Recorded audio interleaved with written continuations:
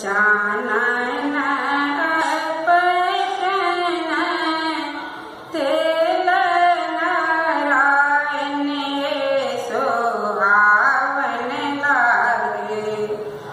दियवा उदयहीन वाणी हे सोहावन लागे। दियवा उदयहीन वाणी हे सोहावन लागे। अंग मुँह परे कले सोहावन लागे। अंग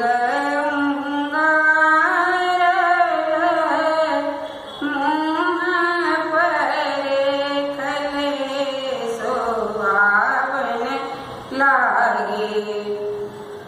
बहिनी पूछल निज बात हे सोहावन लागे। बहिनी पूछल निज बात हे सोहावन लागे। कौन दिन आहे बाबू तोहरो जन्म भेले सोहावन लागे। कौन दिन आहे बाबू तोहरो जन्म भेले सोहावन लागे। कीर्ति नाम तोहार हे सोहावन लागे। कीर्ति नाम तोहार हे सोहावन लागे। जाहि दिन आगे बहिनो राम नारायण हे सोहावन लागे।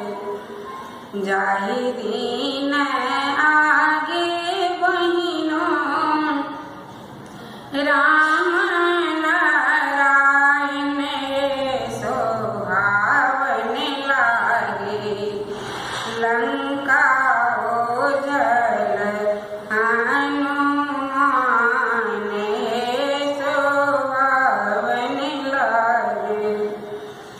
ताहि दिन आगे बहिनो हमरो जन्म भेले सोहावन लागे।